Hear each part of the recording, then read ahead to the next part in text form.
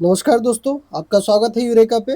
इस वीडियो के माध्यम से हम बीपीएससी के तमाम जो पॉलिटिकल साइंस के पीवाईक्यू प्रश्न हैं, उन सभी प्रश्नों को देखेंगे। साथ ही साथ हम व्याख्या को भी देखेंगे, जो कि आपके आगामी एग्जाम के लिए अत्यंत महत्वपूर्ण रहने वाला है। इस वीडियो में जितने भी प्रश्न संकलित किए गए हैं, वो सभी प्रश्न जो है 69 बीपीएससी में आए हुए प्रश्न हैं।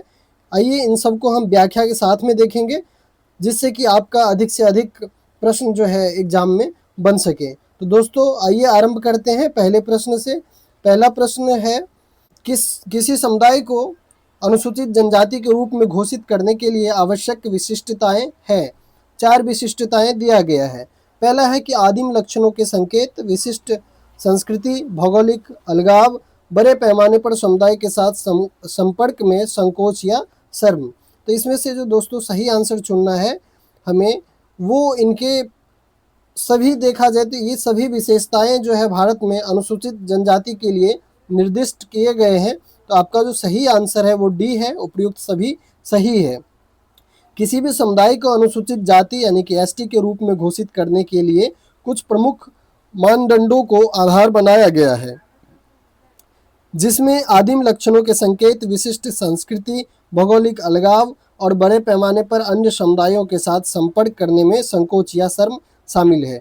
संविधान के अनुच्छेद 366(25) के अनुसार अनुसूचित जनजातियों से तात्पर्य ऐसी जनजातियों या जनजातीय समुदाय से है जिन्हें संविधान के अनुच्छेद 342 के तहत अनुसूचित जनजाति माना गया है।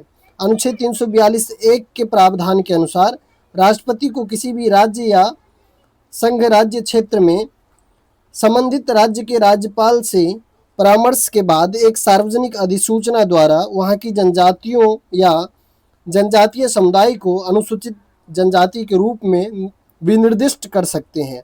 संसद के पास यह अधिकार है कि वह कानून बनाकर इस सूची में किसी भी जनजाति को शामिल या बाहर कर सकती है। आइए कुछ और महत्वपूर्ण फैक्ट देखते हैं जो कि एग्जाम में जहां से प्रश्न बनाए जाते हैं।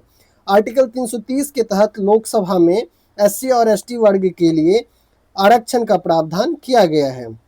लोकसभा में देखें तो एससी वर्ग के लिए जो कुल जो आरक्षित सीट है वो 543 में से 84 सीटें आरक्षित सीटें हैं, और साथ ही साथ एसटी के लिए जो है 47 सीटें आरक्षित किया गया है। यहाँ पे जो ध्यान देने योग्य बातें हैं कि राज्यसभा में एससी और एसटी वर्ग के लिए कोई आरक्षण नहीं है, और साथ ही साथ जहाँ पे द्विसदनात्मक व्यवस्था है राज्यों में विधायिका में, वहाँ पे भी जो राज्य विधान परिषद होते हैं वहाँ पे भी इस प्रकार की कोई रिजर्वेशन नहीं होती है। अनुच्छेद 334 इस अवधारणा के प्रावधान के सीमा संबंधित है, यानी 334 जो है इसमें आरक्षण की जो प्रावधान है इसके सीमा को दिया गया है, क्योंकि जब 1950 में संविधान लागू हुआ था तो उस समय 10 वर्ष के लिए यह आरक्षण दिया गया था। उसके बाद से संविधान संशोधन के माध्यम से उसे 10 वर्ष के लिए और ज़्यादा बढ़ा दिया जाता है, और वर्तमान समय में हाल फिलहाल में 104वें संविधान संशोधन के 2020 के माध्यम से इस प्रावधान को 2030 तक के लिए बढ़ा दिया गया है। साथ ही साथ याद रखेंगे कि 104वें संविधान संशोधन के माध्यम से ही जो एंग्लो इंडियन सदस्य होते थे, 2 सदस्य लोकसभा में, इनकी भी सीट को खत्म कर दिया गया है। दोस्तों अब बिहार से संबंधित कुछ हम फैक्ट देखते हैं। आर्टिकल 332 इसके तहत जो है देश के सभी राज्य की विधानसभा में एससी एसटी वर्ग के लिए आरक्षण का प्रावधान है। तो आर्टिकल 332 को याद रखेंगे। बिहार में लोकसभा की कुल 40 सीटें हैं, जिसमें से कि 6 सीटें जो है एससी वर्ग के लिए आरक्षित है, और एसटी वर्ग के लिए लोकसभा में बिहार में कोई भी सीटें आरक्षित नहीं है। अब अगर हम बिहार विधानसभा की बात करें तो बिहार विधानसभा में कुल जो है 243 सीट है। इन सीट में से जो 40 सीट है ये एससी और एसटी वर्ग के लिए आरक्षित है, जिसमें से कि एससी वर्ग के लिए 38 सीट आरक्षित है और एसटी वर्ग के लिए 2 सीट आरक्षित है। कई बार जो है एसटी वर्ग के लिए जो 2 सीट जिन विधानसभा में आरक्षित है इसका नाम भी पूछ लिया जाता है, तो आप इसका नाम याद रखेंगे। एक जो है कटोरिया है जो कि बांका जिला का है, दूसरा जो है मनिहारी है जो कि कटिहार जिला का है। तो ये महत्वपूर्ण फैक्ट याद रखेंगे, यहाँ से एग्जाम में प्रश्न बनाए जाते हैं। आइए नेक्स्ट प्रश्न को देखते हैं। भारतीय संविधान में मौलिक अधिकारों के विचार को संदर्भ के साथ किस देश से लिया गया है, यानी कि हमने जो मौलिक अधिकार जो अपने देश के संविधान में शामिल किया हुआ है ये किस देश से प्रभावित होकर के लिया हुआ है। दोस्तों 11th क्लास के एनसीईआरटी बेस्ड ये प्रश्न है। तो मौलिक अधिकार का प्रावधान हमने भारतीय संविधान में संयुक्त राज्य अमेरिका के संविधान से प्रभावित होकर के अडॉप्ट किया हुआ है। भारतीय संविधान में मौलिक अधिकार का जो प्रावधान है वो एक ऐसा प्रावधान है जो भारतीय नागरिकों की सर्वाधिक अधिकार को सुरक्षा प्रदान करता है। इन अधिकारों का विस्तृत वर्णन जो है भारतीय संविधान के भाग 3 में अनुच्छेद 12 से लेकर के 35 तक किया गया है। इस भाग को भारत का मैग्ना कार्टा भी कहा जाता है। मौलिक अधिकार को कई बार जो है मैग्ना कार्टा के नाम से भी जाना जाता है। इसके अतिरिक्त जो है भारतीय संविधान में अन्य महत्वपूर्ण देश से भी कुछ महत्वपूर्ण प्रावधान लिए गए हैं। जैसे कि अगर हम कनाडा की बात करें तो यहाँ से मजबूत केंद्र के साथ संघीय व्यवस्था, यानी भारत में जिस प्रकार की संघीय व्यवस्था पाई जाती है, यह संघीय व्यवस्था हमने कनाडा के संविधान से अडॉप्ट किया हुआ है, जिसमें कि जो केंद्र है वो ज़्यादा मजबूत होती है राज्य के मुकाबले। केंद्र की अवशिष्ट शक्तियाँ और उच्चतम न्यायालय का सलाहकार क्षेत्राधिकार, ये सभी चीज़ें जो है हमने कनाडा के संविधान से लिया हुआ है। अब अगर हम आयरलैंड के संविधान की बात करें, ये भी प्रश्न कई बार पूछे जाते हैं एग्जाम में। यहाँ से हमने डीपीएसपी यानी कि राज्य के जो नीति निर्देशक तत्व है, यह हमने आयरलैंड के संविधान से लिया हुआ है। राज्य के नीति निर्देशक तत्व का जो प्रावधान है भारतीय संविधान के भाग 4 में है, जो कि आर्टिकल 36 से लेकर के 51 तक है, और 51A में जो है मौलिक कर्तव्य का प्रावधान किया गया है। यूनाइटेड किंगडम की अगर हम बात करें तो ब्रिटेन के संविधान से हमने कानून बनाने की प्रक्रिया लिया है, विधि का शासन लिया है, द्विसदनीय संसदीय प्रणाली को अडॉप्ट किया है, और एकल नागरिकता के प्रावधान को भी अडॉप्ट हमने किया हुआ है। जैसे कि अमेरिका एक संघवादी देश है, परंतु अमेरिका जैसे देशों में दोहरी नागरिकता होती है। कोई भी व्यक्ति जो वहाँ पे है वो अमेरिका 50 राज्यों से मिलकर के बना, 50 राज्यों का संघ है, तो वहाँ पे कोई भी जो नागरिक होगा वो एक अपने राज्य का भी नागरिक होता है और उस देश का भी सिटीजन होता है। जैसे कि मान लीजिए आप इंडिया में है, अगर यहाँ पे दोहरी नागरिकता होती है, आप अगर बिहार के रहने वाले होते तो आपके पास में बिहार की भी नागरिकता होती है और साथ ही साथ इंडिया की भी नागरिकता होती, लेकिन ऐसा नहीं है, हमारे देश में एकल नागरिकता है। इसके बाद में नेक्स्ट प्रश्न है, भारतीय संविधान के किस अनुच्छेद द्वारा अस्पृश्यता, यहाँ पे एक चीज़ और भी याद रखेंगे आप, आपकी जर्मनी के संविधान से हमने आपातकाल का प्रावधान लिया हुआ है। इसके बाद में नेक्स्ट प्रश्न है, भारतीय संविधान के किस अनुच्छेद द्वारा अस्पृश्यता का समाप्त कर दिया गया है। दोस्तों तो ये आर्टिकल जो है मौलिक अधिकार के तहत है, ये आर्टिकल 17 है। भारतीय संविधान के भाग 3 के अंतर्गत जो है अनुच्छेद 17 में अनटचेबिलिटी के उन्मूलन का प्रावधान किया गया है। यह अनुच्छेद किसी भी रूप में अस्पृश्यता के आचरण को पूरी तरह प्रतिबंधित करता है और इससे उपजी किसी भी अयोग्यता को लागू करना कानूनी जो है दंडनीय अपराध माना जाता है।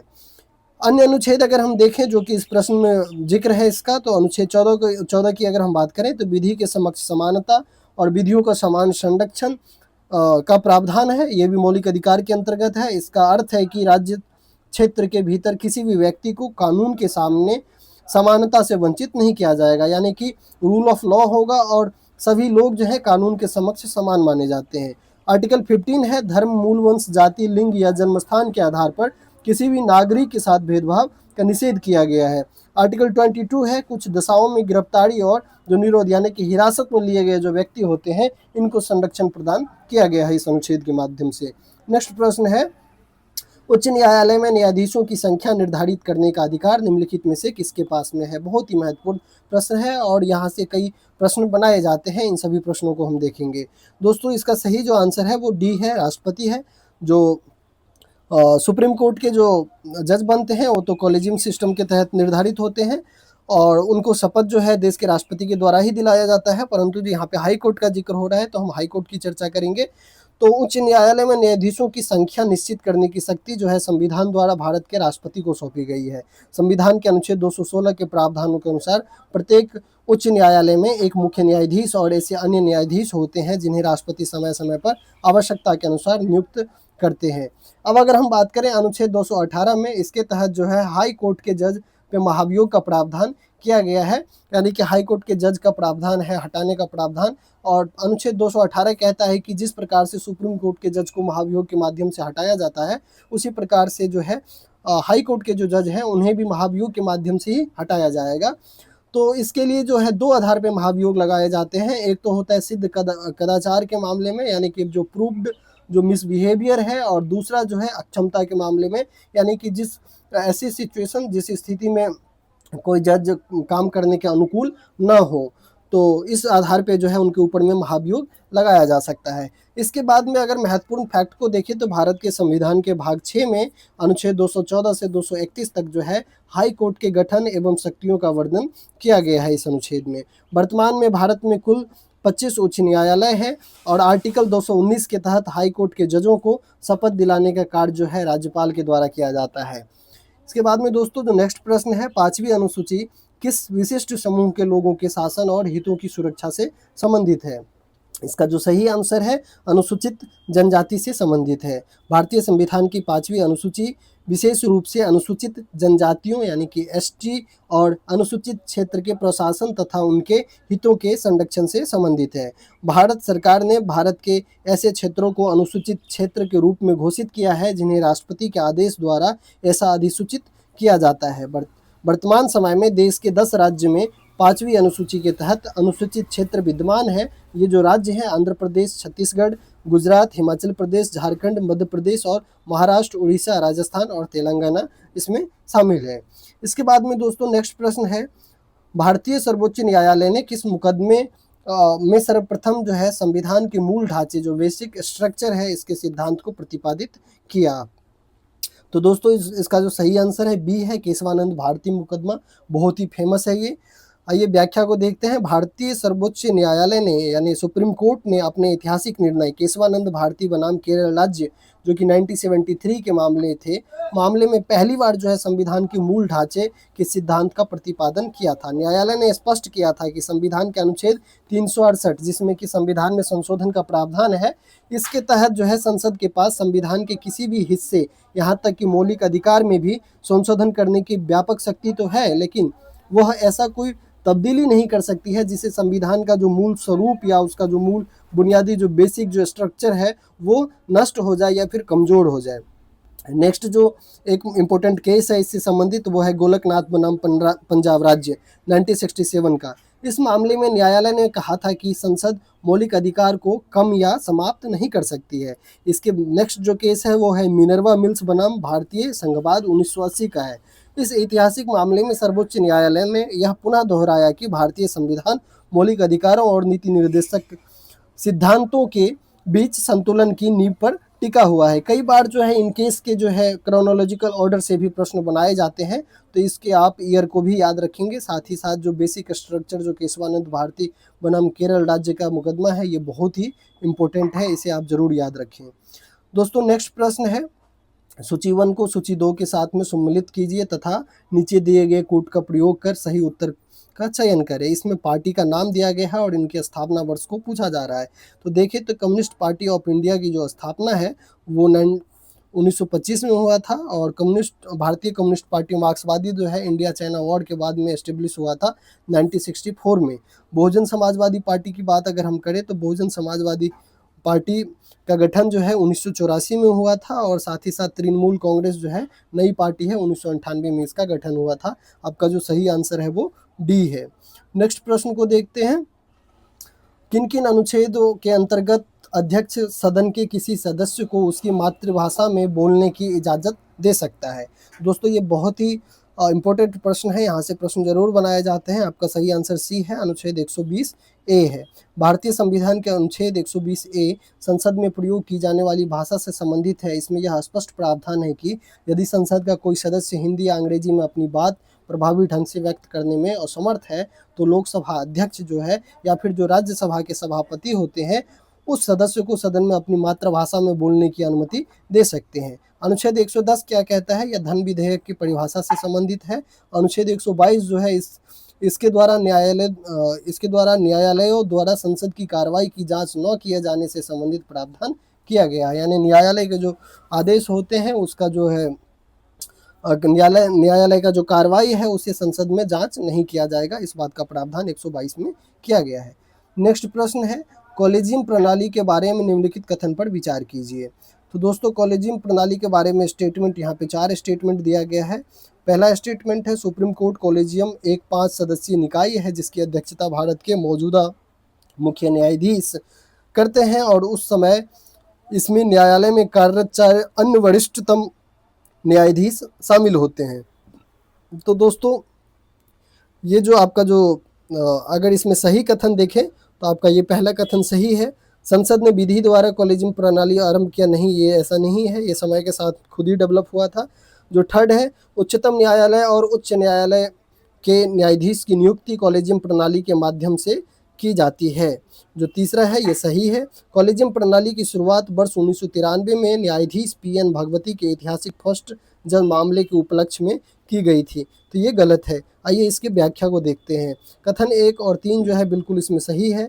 कॉलेजियम प्रणाली भारतीय संविधान के अनुच्छेद 124(2) यानी कि सर्वोच्च न्यायालय और अनुच्छेद 217 जो है हाई कोर्ट में न्यायाधीश की नियुक्ति से संबंधित है।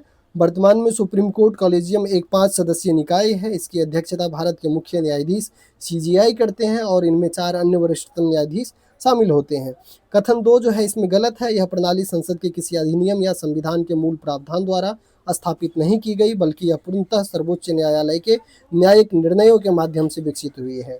अब न्यायिक मामलों को अगर हम देखें तो फर्स्ट जज मामला 1981 में आया था, न्यायाधीश पीएन भगवती से संबंधित था, जबकि कॉलेजियम प्रणाली का वास्तविक जो विकास है वो सेकंड जजेस केस जो 1993 और थर्ड जजेस केस जो 1998 के माध्यम से हुआ। ये याद रखेंगे। यहाँ पे जो आपका आंसर कह रहा है ये ऑप्शन दिया हुआ है, परंतु यहाँ से नहीं हुआ था। कॉलेजियम प्रणाली का जो वास्तविक विकास है वो सेकंड जजेस केस 1993 और थर्ड जजेस केस 1998 के माध्यम से हुआ था। 1998 में राष्ट्रपति द्वारा जारी प्रेसिडेंटियल रेफरेंस जो अनुच्छेद 143 के तहत इसे विस्तारित कर 5 सदस्यीय निकाय के रूप में कर दिया गया था। नेक्स्ट प्रश्न है, भारतीय संविधान के 42वें संविधान संशोधन के संबंध में निम्नलिखित कथन पर विचार कीजिए। संविधान इसने प्रस्तावना में 3 शब्द जोड़े, समाजवाद, धर्मनिरपेक्ष और अखंडता। 42वां संविधान संशोधन 1976 में हुआ था। आपातकाल के दौरान इंदिरा गांधी जी की सरकार थी। इसने संविधान में 8 मौलिक कर्तव्य जोड़े। इसके बाद में जो ऑप्शन है इसने नए निदेशक सिद्धांत जोड़े, यानी अनुच्छेद 39A, अनुच्छेद 43A और अनुच्छेद 47। इसके द्वारा राष्ट्रपति को चुनाव आयोग के परामर्श से राज्य विधानसभाओं मंडलों के सदस्यों को अयोग्य घोषित करने का अधिकार प्रदान किया गया। तो जो आपका जो गलत कथन है वो दूसरा कथन जो है गलत है। इसके बाद में दूसरा और जो तीसरा कथन है स्टेटमेंट ये भी गलत है, क्योंकि 47 नहीं जोड़ा गया था इसके माध्यम से। पहला स्टेटमेंट सही है और चौथा भी सही है। तो आइए देखते हैं इसके व्याख्या को। भारतीय संविधान के 42वें संविधान संशोधन 1976 को लघु संविधान के रूप में जाना जाता है। इस संशोधन के तहत भारतीय संविधान की प्रस्तावना में 3 नए शब्द समाजवादी, धर्मनिरपेक्ष एवं अखंडता जोड़े गए। इसमें राष्ट्रपति को कैबिनेट की सलाह के लिए बाध्यता का उपबंध भी शामिल किया गया, अतः जो है इसका कथन 1 सही था। इसके तहत संविधान संशोधन को न्यायिक प्रक्रिया से बाहर किया गया, नीति निर्देशक तत्व को व्यापक बनाया गया। इस संशोधन द्वारा संविधान में 10 मूल कर्तव्य को जोड़ा गया, न कि 8। 10 मूल कर्तव्य को जोड़ा गया। इसके अतिरिक्त जो है शिक्षा, वन, वन्यजीव एवं पक्षियों का संरक्षण और न्याय प्रशासन, उच्चतम और उच्च न्यायालय के अलावा सभी न्यायालयों के गठन और संगठन के विषय को राज्य सूची से संवर्ती सूची में हस्तांतरित किया गया। ये जो है गलत स्टेटमेंट था। इसके बाद में राज्य के नीति निर्देशक सिद्धांत की मौजूदा सूची में 4 नए सिद्धांत जोड़े गए। ये याद रखेंगे, यह आर्टिकल बहुत इंपॉर्टेंट हो जाता है, यहाँ से जरूर प्रश्न बनते हैं। अनुच्छेद जो है 39A है, ये कहता है समान न्याय को बढ़ावा देने और गरीबों को मुफ्त कानूनी सहायता प्रदान करना। ये बहुत इंपॉर्टेंट अनुच्छेद है। 39A के तहत जो है भारत में ऐसा व्यवस्था किया गया कि जो गरीब लोग हैं जो कि कानूनी सहायता खुद प्रदान नहीं कर सकते हैं, इन्हें सरकार के द्वारा जो है मुफ्त कानूनी सहायता दिया जाता है। अनुच्छेद 39F जो है बच्चों के स्वास्थ्य विकास के अवसरों को सुरक्षित करने हेतु है। अनुच्छेद 43A है उद्योग के प्रबंध में श्रमिकों की भागीदारी को सुरक्षित करने के लिए कदम उठाना। और अनुच्छेद 48A पर्यावरण की रक्षा और सुधार और वनों एवं वन्यजीव की रक्षा के लिए प्रयास करना। ये मौलिक कर्तव्य जो है नीति निर्देशक सिद्धांत जोड़े गए, सॉरी मौलिक कर्तव्य नहीं। तो आप खास करके इसमें जो है 39A को और 48A को याद रखेंगे, बहुत इंपॉर्टेंट आर्टिकल है ये। इस प्रकार से अनुच्छेद 47 जो है मूल संविधान का ही भाग था, 42वें संविधान के द्वारा इसे नहीं जोड़ा गया था। तो 3 स्टेटमेंट भी गलत है, तीसरा स्टेटमेंट भी। इस संशोधन के द्वारा भारत के राष्ट्रपति को राज्य विधानमंडल के सदस्य के साथ साथ संसद के सदस्य को भी चुनाव आयोग के परामर्श से अयोग्य घोषित करने का अधिकार दिया गया था। तो चौथा कथन सही है। दोस्तों आइए अब देखते हैं प्रश्न संख्या 11 को। किसी वित्तीय आपातकाल की स्थिति में अनुच्छेद 360 को लागू करने के परिणाम निम्नलिखित में से कौन से हैं? दोस्तों आपका स्टेटमेंट जो है, राष्ट्रपति राज्य को राज्य मामले के संबंध में सेवारत सभी या किसी वर्ग के कर्मचारी के वेतन और भत्ते कम करने का आदेश दे सकते हैं। सेकेंड है, राज्य विधानमंडल द्वारा पारित धन विधेयक या अन्य वित्तीय विधेयक को राष्ट्रपति के विचारार्थ आरक्षित करने की आवश्यकता नहीं है। थर्ड है, राष्ट्रपति उच्चतम न्यायालय और उच्च न्यायालय के जजों के साथ संघ के मामलों में संबंध में सेवारत सभी या किसी वर्ग के कर्मचारी के वेतन और भत्ते कम करने का आदेश दे सकते हैं। चतुर्थ है, राज्य विधानमंडल द्वारा पारित होने के बाद धन विधेयक या अन्य वित्तीय विधेयक राष्ट्रपति के विचारार्थ आरक्षित रखी जाएगी। जो आपका सही आंसर है इसमें 1, 3 और 4 जो है वो सही है, यानी पहला भी सही है, तीसरा भी सही है और चौथा भी सही है। ये गलत स्टेटमेंट दिया गया है। आइए इसकी व्याख्या को देखते हैं। भारतीय संविधान में जो आपातकाल का प्रावधान है वो अनुच्छेद 360 के तहत वैसे भारतीय संविधान में 3 प्रकार के आपातकाल के प्रावधान है: राष्ट्रीय आपातकाल, राज्य में राष्ट्रपति शासन और वित्तीय आपातकाल। तो वित्तीय आपातकाल का जो प्रावधान है वो 360 के तहत है। और वित्तीय आपातकाल के तहत जो देखें हम तो वित्तीय आपातकाल के दौरान विधानमंडल द्वारा पारित धन विधेयक या अन्य वित्तीय विधेयक को राष्ट्रपति के विचारार्थ आरक्षित रखने की आवश्यकता होती है।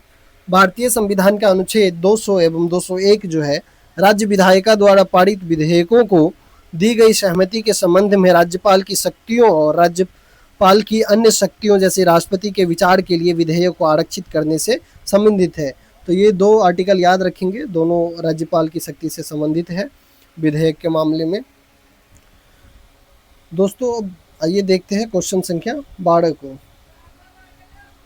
राज्य के नीति निर्देशक सिद्धांत की अवधारणा किस देश के संविधान से ली गई थी?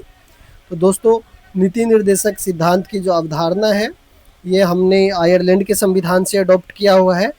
भारतीय संविधान में राज्य के नीति निर्देशक सिद्धांत की अवधारणा आयरलैंड के संविधान से ली गई है। राज्य के नीति निर्देशक सिद्धांत का उद्देश्य जनता को सामाजिक आर्थिक न्याय सुनिश्चित करना है तथा भारत को एक कल्याणकारी राज्य के रूप में स्थापित करना है। इसका उल्लेख भारतीय संविधान के भाग 4 में 36 से 51 तक किया गया है, अनुच्छेद 36 से 51 तक। 13वां और लास्ट प्रश्न है इस वीडियो का, सिक्किम भारतीय संघ का पूर्ण राज्य कब बना? दोस्तों बहुत ही महत्वपूर्ण प्रश्न है, यहाँ से प्रश्न जरूर बनाए जाते हैं।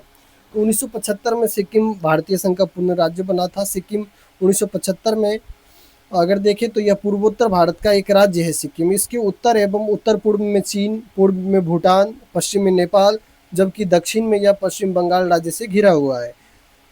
वर्ष 1974 में सिक्किम को भारतीय संघ में सम्मिलित होने की अपनी इच्छा जताई थी सिक्किम ने।